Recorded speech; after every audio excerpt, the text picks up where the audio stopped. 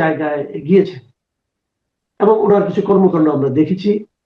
কিছু কর্মকাণ্ড নিয়ে আমার কাছে মনে হয়েছে যে মানে আমি একটা যেন বাংলাদেশের যে ট্র্যাডিশনাল পলিটিশিয়ান সেরকম আচরণ যেন দেখছি না, এবং এটা আমাকে ব্যক্তিগতভাবে আমি বলবো মুগ্ধই করেছে।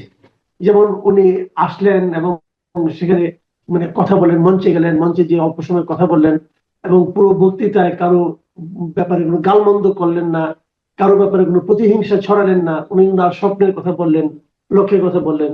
পরদিন দেখলাম যে দলের পক্ষ থেকে দুঃখ প্রকাশ করা হলো যে ওনার কারণে ঢাকা শহরে মানুষের কষ্ট হয়েছে সেই জন্য। এবং তারপর দেখলাম যে ময়লাগুলি বর্জ্যগুলি অপসারণের জন্য তারা একটা উদ্যোগ নিলেন।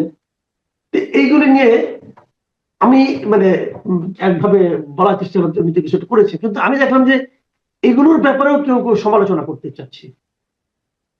মানে এটা তেল মারা হচ্ছে কিনা এটা বলা হচ্ছে, যে আমিও তেল মারছি কিনা এটা বলা হচ্ছে, আগে উনি কি করেছেন সেটাও বলা হচ্ছে। তো আমার কথা হলো কি যে মাঝখানে 17-18 বছর পার হয়ে গেছে। 17-18 বছর আগে উনি কি করতেন সেটা ওনার বর্তমান কর্মকাণ্ড না দেখেই সমালোচনা করাটা, আমরা অন্তত 17-18 দিন দেখি, 17-18 মাস দেখি, তাই না? না দেখেই যে সমালোচনাই করতে হবে তাকে, এই যে একটা মানসিকতা, এটা একটা বিষয়। আবার বিপরীত দিকে আরেকটা মানসিকতা দেখলাম যে বিভিন্ন মিডিয়াগুলোতে আগে যেরকম দেখতাম যে মানে প্রধানমন্ত্রীর মানে অনুষ্ঠান হলে পরে সেটা নিয়েই হয়তো একটা টেলিভিশনে, আপনি তো টেলিভিশনে ছিলেন দীর্ঘদিন, আপনি জানেন, খবরের হয়তো প্রথম অর্ধ ওটা নিয়ে চলে গেল। এটাও কিন্তু দেখা গেছে কালকে বিভিন্ন টেলিভিশন, আমি নিজেও দেখেছি, ফার্স্ট হাফ পুরাটাই তারেক রহমানের কর্মকাণ্ড নিয়ে আলোচনা হচ্ছে। বিভিন্ন পত্রিকা দেখেছি প্রথম পাতা তারেক রহমান ছাড়া কোনো নিউজই নাই। কোন কোন পত্রিকা 3 পেজ পর্যন্ত তারেক রহমানকে দিয়ে দেওয়া হয়েছে, উৎসর্গ করা হয়েছে। এই যে দুটো ধারা, যে একটা হলো না দেখে সমালোচনা করা, আর একটা হলো প্রশংসা করতেই থাকা করতেই থাকা। তো এই বিষয়গুলিকে আপনি আসলে কিভাবে বিশ্লেষণ করবেন? একটু বড় হয়ে গেল আমার প্রশ্নটা, তো অমন হয়। দ্বিতীয় অংশের উত্তরটা আগে দিই, সেটা হচ্ছে গণমাধ্যম তার পুরনো সংস্কৃতি এবং পুরনো আচরণ থেকে বের হতে পারে নাই। একটা উদ্দেশ্য হচ্ছে যে প্রাথমিক অবস্থায় যেহেতু পাঠকের মধ্যে অনেক ঔৎসুক্য থাকবে কিংবা দর্শকদের মধ্যে অনেক ঔৎসুক্য থাকবে, তাই সেই কৌতূহল বিবেচনা করে অনেকেই তাকে নিয়ে প্রচুর সংবাদ ছেপেছেন। তিনি কিভাবে নামলেন, সুটকেস হাতে নিলেন, কার সাথে কথা বললেন, কাকে জড়িয়ে ধরলেন, এরকম খুঁটিনাটি বিষয় তারা কাভার করেছে। আমার কাছে মনে হয়েছে পত্রিকাগুলির ক্ষেত্রে এটা একটা আধিক্যতা হয়ে গিয়েছে, যেটাকে বাংলা ভাষায় বলা দেখলামও। কারণ টেলিভিশনে সবাই তাকে দেখতে পাচ্ছে। এই পুরো যাত্রাটা লাইভে কাভার করা হয়েছে এবং বিএনপির যে প্রচার সেল তারাও লাইভ দিয়েছে। তাহলে আবার উনি কোথায় থামলেন, কোথায় কি করলেন, এইটা যে এইভাবে বলতে হবে আজকের এই তথ্য প্রযুক্তির উন্নতির যুগে, এটার দরকার ছিল না। পত্রিকাগুলি একটু সংযত আচরণ করতে পারতো। কিন্তু আমার কাছে মনে হয়েছে পত্রিকাগুলি তাদের যে 17 বছরের নানান ধরনের তেল দেওয়া কিংবা নানান ধরনের ভুল ত্রুটি আছে সেগুলো মোচন করার জন্য ওই দিনই তারা সকলে ঝাঁপ দিয়ে নেমে পড়েছিল। এটার দরকার ছিল না, কারণ তারেক রহমান এই জিনিসটা যে পছন্দ করবেন না এটা তিনি বহু আগে থেকে বলেছেন এবং ওই দিনও তার সব কাজের মধ্যে এটা দেখা যাচ্ছিল যে তিনি আবেগ পছন্দ করছেন না, অতিরিক্ত স্লোগান দেওয়া পছন্দ করছেন না, বড় চেয়ারে বসা পছন্দ করছেন না। সম্বোধনের মধ্যে তিনি মুরব্বীদেরকে, ভাই বোনদেরকে সম্বোধন করেছেন, আলাদা করে দলের লোকজন কিংবা কোন স্পেসিফিক জনতাকে তিনি সম্বোধন করেন নাই। এই সবকিছু দেখেও আমার মনে হয় যে পত্রিকাগুলি এটা থেকে বের হতে পারে নাই। আর টেলিভিশনের কথা যদি বলেন, টেলিভিশনগুলি সারাক্ষণ ভয়ে কাতর, কে কখন ঢুকে পড়বে, কার চাকরি বন্ধ করতে বলবে। আপনি জানেন যে এরই মধ্যে নাজনীন মুন্নির চাকরি খাওয়ার জন্য কিছু লোকজন ব্যস্ত হয়ে পড়েছে। এরকম যে চাপ টিভিগুলির উপরে এবং বিশেষ করে টেলিভিশনের যন্ত্রপাতির যে উচ্চ মূল্য, এইসব কারণে অনেক ক্ষেত্রেই টিভির মালিকেরা শঙ্কিত এবং তারা এক ধরনের প্রতিরক্ষা আশা করেন। ফলে তারা দেখাতে চেয়েছেন যে তারা একটি রাজনৈতিক দলের সাথে আছেন বা তাদের সঙ্গে তারা আছেন, কারণ এই রাজনৈতিক দলটি মধ্যপন্থা অবলম্বন করছে। আরো একটি বিষয় হচ্ছে যে আপনি জানেন নিশ্চয়ই যে প্রথম আলো ডেইলি স্টারে আগুন দেওয়া হয়েছে, সেখানে প্রথম আলো ডেইলি স্টারে কিন্তু মিডিয়ার যন্ত্রপাতিও ছিল, কারণ তারা এখন এক ধরনের তথ্য প্রচার করে থাকে যেটা ভিডিও চিত্রের মাধ্যমে। তারা সাক্ষাৎকার প্রচার করে ভিডিওতে এবং চোরকির অফিস ছিল, সবকিছু পুড়িয়ে দেওয়া হয়েছে। ফলে এইসব থেকে অনেকটা ভীত সন্ত্রস্ত একটা অবস্থা তৈরি হয়েছে অনেকের মধ্যে। একজন আমাকে বলেছেন, একজন টিভি মালিক, যে ভাই ওরা যদি ঢিল মারে তাহলে আমি সারাদিন 24 ঘন্টা কি করে পাহারা দিব, এরকম একটা কথা তিনি বলেছেন, যেটা আমার কাছে মনে হচ্ছে যে খুবই দুর্বলতা। কারণ ঢিল মারলে উনি তাদের ছবি প্রচার করে দিবেন এবং তারপর আইন শৃঙ্খলা তাদেরকে রক্ষা করবে, বা আইন শৃঙ্খলা বাহিনী তাদেরকে প্রতিরক্ষা দিবে এবং যারা অপরাধী তাদেরকে ধরবে। কিন্তু দেখেন টিভির মালিক বিশ্বাস করতে পারছেন না যে আইন শৃঙ্খলা রক্ষাকারী বাহিনী ছবি দেখেও তাদেরকে ধরবে নাকি ধরবে না। তো এই জায়গাটিতেই হচ্ছে সমস্যা। আইন শৃঙ্খলা রক্ষাকারীদের উপরে যদি আমাদের আস্থা থাকতো, বিশেষ করে পুলিশের উপরে, তাহলে কিন্তু মালিকেরা ঝুঁকি নিত, কিন্তু এখন মালিকেরা কোনো ঝুঁকি নিতে প্রস্তুত না। তো এইসব কারণে আমার কাছে মনে হয়েছে যে আতিশয্য একটু বেশি হয়ে গিয়েছে। আর এর সাথে তো ভাইরাল হওয়ার লোভ আছে। ওই দিন ওনার ছবি যেখানে গিয়েছে সকলে ক্লিক করেছেন, ওনার বিড়ালটা পর্যন্ত পপুলার হয়েছে। বিড়ালের নাম কি এটা জাতি প্রায় মুখস্থ করেছে। এইসব জিনিস হচ্ছে এই গণমাধ্যমের আদেকলাম, এটা বন্ধ করা দরকার। কারণ এইভাবে গণমাধ্যম চলবে না, যে এটা বোঝা গিয়েছে। এবং তারেক রহমান নিজেও এই বিষয়ে সতর্ক করেছেন, অতিরিক্ত প্রচার, অতিরিক্ত আবল তাবল কথাবার্তা তিনি বলতে না করেছেন। আর প্রথম অংশটা যদি আপনি আমাকে বলেন, তাহলে আমি বলবো যে মানুষের মধ্যে আবেগের আতিশয্য আছে, মানুষের মধ্যে প্রবল আবেগ রয়েছে, এবং সেই আবেগের বহিঃপ্রকাশ ঘটেছে উনি আসার পরে। এবং একই সাথে কিছু মানুষ স্বার্থানুসন্ধান করতে শুরু করেছে, দলত্যাগ করে তার দলে যোগ দিতে শুরু করেছে, ধানের শীষ নেওয়ার জন্য নিজের দল ছেড়ে দিচ্ছে, এরকম নানান কিছু হচ্ছে। তো সবকিছু মিলিয়ে তার আগমন আমাদেরকে আশ্বস্ত করেছে এই জন্য যে একজন বড় নেতা বাংলাদেশে ঢুকেছেন, একটা বড় দলের বড় নেতা। ফলে আমরা আশা করছি যে সেই দলটা আরো সুশৃঙ্খল হবে, এবং নির্বাচনের ব্যাপারে যে সংশয় ছিল সেটা অনেকাংশে দূর হয়েছে। কারণ এত বড় দলকে বাদ দিয়ে বা এই বড় দলটির ইচ্ছার পরেও নির্বাচন না করাটা খুব একটা সহজ হবে না। ফলে নির্বাচনের ব্যাপারেও মানুষের আগ্রহ যেমন বেড়েছে, নির্বাচন নিয়ে মানুষের সংশয় অনেক কমেছে। জি, আমরা এর মধ্যে মোটামুটি 3 দিনের কর্মসূচি আমরা দেখেছি অলরেডি, মানে যেটা প্রকাশ করা হয়েছে। তার মধ্যে আজকেরটাই হচ্ছে 3য় দিন। আজকে হয়তো উনি হাদির কবর জিয়ারত করতে যাবেন। এটা তারপরে হয়তো ওনার রাজনৈতিক কর্মকাণ্ডগুলি শুরু হবে, এবং তখন উনি দলের ব্যাপারে কি সিদ্ধান্ত নেন এবং দলের বিভিন্ন রকম অভিযোগ যেগুলো আছে সেগুলি কিভাবে হ্যান্ডেল করেন, সেগুলো হয়তো আমরা পরবর্তী সময়ে দেখতে পাবো, এবং এই জন্য আমাদের মনে হয় একটু অপেক্ষা করতে হবে। তবে একটা জিনিস লক্ষণীয়, উনি আজকে হাদির কবর জিয়ারত করতে যাবেন, এবং যে পথে যাবেন এই শাহবাগের যে পথটা, সেখানে কিন্তু অলরেডি ইনকিলাব মঞ্চ অবস্থান নিচ্ছিল, এবং ওনার যাওয়া উপলক্ষে ওই কিছুটা সময় তারা ওখান থেকে সরে আজিজ মার্কেটের দিকে চলে আসবে, এবং উনি চলে যাওয়ার পর হয়তো আবার তারা আগের জায়গায় আসবে। তো হাদির হত্যাকারীকে ধরতে হবে, গ্রেপ্তার করতে হবে, এই দাবিতে যে তারা অবস্থানটা নিচ্ছে, এটার সমাধানটা আসলে কিভাবে হবে? যদি হাদি দেশ ত্যাগ করে হাদি হত্যাকারী যদি দেশ ত্যাগ করে থাকে অলরেডি এর মধ্যে, তাহলে সেক্ষেত্রে ওদের দাবি কিভাবে পূরণ হবে? অথবা তারা এটা কি কোনো সমাধান কিনা? এই বিবেচনাটা তাদেরকেই করতে হবে, কেননা যদি সত্যি এই হত্যাকারীরা পলাতক হয়ে গিয়ে থাকে, তাহলে সরাসরি তাদেরকে এই মুহূর্তে ধরতে না পারলো, হত্যার সঙ্গে যারা সংশ্লিষ্ট এরকম যদি কেউ থাকেন বা কোনো প্ল্যানার থাকে, তাদেরকে গ্রেপ্তার করতে হবে, যেটা কিন্তু সরকার করেছেন বলে আমাদেরকে জানিয়েছেন। যে তার আহ বাবা মা সহ যারা তাকে পালাতে সহায়তা করেছেন, এদেরকে ধরেছেন বলে সরকার আমাদেরকে জানিয়েছেন। তো সেটা যদি ঠিক হয়ে থাকে, তাহলে একটু ধৈর্য ধরতে হবে, এবং সরকারের উপর চাপ সৃষ্টি করার প্রক্রিয়া হিসেবে তারা মিছিল, মানববন্ধন বা বিভিন্ন কর্মসূচি নিতে পারেন। কিন্তু সাধারণ মানুষের দুর্ভোগ তৈরি করলে আমার মনে হয় সেটা হিতে বিপরীত হবে। 1 দিন 2 দিন পর্যন্ত ঠিক আছে, কিন্তু দীর্ঘমেয়াদে শাহবাগের মোড়ে যদি তারা গণজমায়েত করেন, তাহলে তাদেরকে একটু চিন্তা করতে হবে যে এটা কি কোনো নেগেটিভ জায়গায় চলে যায় কিনা সাধারণ মানুষের কাছে। হাদির হত্যাকারীর বিচার সকলেই চায়, সকল ধরনের হত্যাকাণ্ডের বিচারিত হতে হবে বাংলাদেশে। হত্যার বিচার তো বন্ধ রাখা যাবে না। এখানে হাদি না হয় যদি অন্য কেউ হতেন, হত্যার বিচার তো হতে হবে। এবং একটা সভ্য দেশে হত্যার বিচার হবে না, এটা তো কেউ চিন্তা করতে পারে না। তাই আমি মনে করি যে দাবি সঠিক, তারা দাবি জানিয়েছেন, দাবির জন্য চাপ সৃষ্টি করছেন, সেটাও সঠিক। কিন্তু চাপ সৃষ্টির প্রক্রিয়াটা তারা পুনর্বিবেচনা করলে ভালো হতো। কেননা এই মুহূর্তে যেহেতু নির্বাচনের ডামাডোল বেজে উঠেছে, এবং হাদি নির্বাচনী এলাকা, সেখানেও নতুন নির্বাচনী প্রার্থী ইনকিলাব মঞ্চ দেবে কিনা, সেটাও তারা চিন্তা করার সময় এসেছে। হাদির পলিটিক্যাল যে স্ট্যান্ড, সেই পলিটিক্যাল স্ট্যান্ডটাকে বাঁচিয়ে রাখার জন্য তাদের অধিকতর শ্রম দেওয়া উচিত। কেননা ইনকিলাব মঞ্চের যদি ইমেজ বলেন, তাহলে সেটা শুধুমাত্র হাদির ইমেজের উপরে দাঁড়িয়ে আছে, এবং এখন আরো দাঁড়িয়ে গিয়েছে। ফলে যদি তারা মনে করেন যে হাদিকে রাজনৈতিক ভাবে এক ধরনের স্থায়িত্ব দিতে হবে, তাহলে তাদের সর্বশক্তি দিয়ে হাদির আসনটাতে নির্বাচন করার চেষ্টা করা উচিত বলে আমার কাছে বেশি মনে হয়। এবং নির্বাচনী এলাকাতেও প্রতিবাদ এটা হতে পারে, কিন্তু প্রতিবাদ করতে গেলে শাহবাগের মোড়েই করতে হবে। এটা আমি মনে করি না যে একটা জায়গায় পরিণত করা হচ্ছে প্রতিবাদের জায়গা। আর প্রতিবাদ করতে চাইলে আপনি আরো স্ট্র্যাটেজিক জায়গা আছে যেখানে দাঁড়িয়ে প্রতিবাদ করতে পারেন। আমার মনে হয় তারা সেটা করলে ভালো করবেন। জি, আরেকটা জিনিস, এখন আমরা তো আগামী দিনে নির্বাচন মুখী সব রাজনীতি হচ্ছে কিন্তু, এবং তারেক রহমানও ঠিক নির্বাচনমুখী রাজনীতি করার জন্যই এসে গেছেন অলরেডি, আমরা যতটুকু বুঝতে পারি। আর 1.5 মাস মতো আছে নির্বাচনের।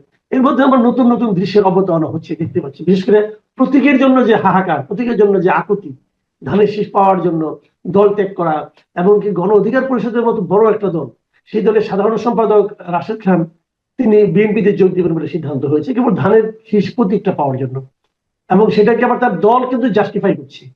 দলের যিনি মানে সভাপতি আছেন নুরুল হক নূর, তিনিও ব্যাখ্যা দিয়েছেন যে এটা কেন জাস্টিফাইড তাদের কাছে।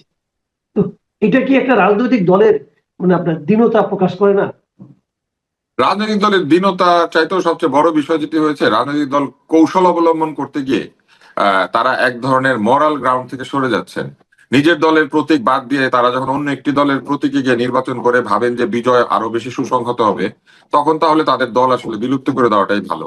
কেননা তার দলের মার্কার কোনো ভ্যালু নাই, তার দলের নেতারও যদি কোনো ভ্যালু না থাকে, বিএনপির ইমেজকে নিয়ে যদি তাদেরকে বিজয়ী হয়ে আসতে হয়, তাহলে এই রাজনীতি করার প্রয়োজন কি? তারা সরাসরি বিএনপিতে অন্তর্ভুক্ত হয়ে গেলেই বরং ভালো। অযথা একটা দল, একটা অফিস, খরচ বিরোচ এগুলা করার চাইতে আমার কাছে মনে হয় যে এই খরচটা, এই ব্যয় সংকোচন করে তাদের উচিত বিএনপির মার্কা নিয়ে বিএনপির ওখানে চলে যাওয়া এবং বিএনপির পতাকা তলেই নির্বাচন না শুধু রাজনীতিটাও কন্টিনিউ করা।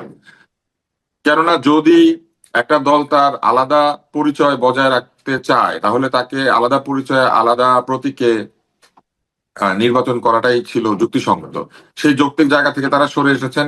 একমাত্র কারণ হচ্ছে তারা মনে করছেন যে তাদের প্রতীক দেখে লোকে ভোট দিবে না, ধানের শীষে বেশি ভোট পড়বে, কারণ মানুষ প্রতীক দেখে ভোট দেয়। যদি প্রতীক দেখেই ভোট দেয়, তাহলে আপনাদের নিজেদের প্রতীকের মূল্য আপনারা তৈরি করতে পারেন না, এবং ভবিষ্যতে যাতে না পারেন অন্তত 5 বছর, সেই ব্যবস্থা নিজেরাই করলে, তাই না? তারা নিজেদের প্রতীকে যখন নির্বাচন করেন না, আপনার নামের শেষাংশ মনে করেন কারো নাম রবীন্দ্রনাথ ঠাকুর, উনি ঠাকুর বাদ দিয়ে দিলেন, উনি চৌধুরী হয়ে গেলেন। হ্যাঁ, হয়ে তিনি বললেন যে আমি আজকে থেকে রবীন্দ্রনাথ চৌধুরী। কেন? কারণ চৌধুরী বংশের প্রতাপ বেশি।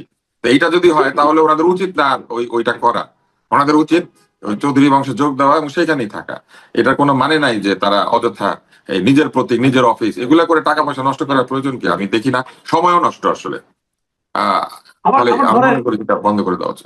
ধরেন উনি ধানের শীষ ইলেকশন করলেন, করে হয়তো হেরে গেলেন। হারতে তো পারে, ধানের শীষ সবাই তো আর জিতবে না, 2 জন তো হারবে। ধরলাম উনি হেরে গেলেন, তখন উনি কি করবেন? ধানের শীষে থেকে যাবেন নাকি আবার না, চলে হেরে আসবেন? গেলে আমি আপনাকে আগে একটা আগাম ভবিষ্যৎবাণী করি। তারা বলবেন যে এই নির্বাচনের মধ্যে দিয়ে প্রমাণিত হয়েছে যে ধানের শীষের সেই জায়গা নেই, আমরা আবার আগের জায়গায় ফেরত গেলাম বলে আবার তারা দেন দরবার শুরু করবেন, আবার অফিস ফিরে যাবেন, আবার গিয়ে অন্যের অফিস দখল করার চেষ্টা করবেন, অন্যের অফিস দখল করে সেইখানে তারা রাজত্ব করার চেষ্টা করবেন। এগুলো আবার শুরু করবেন তারা। কেননা এই রাজনীতিটা আসলে স্বার্থের রাজনীতি, এটা আমাদের কাছে পরিষ্কার হয়ে গিয়েছে।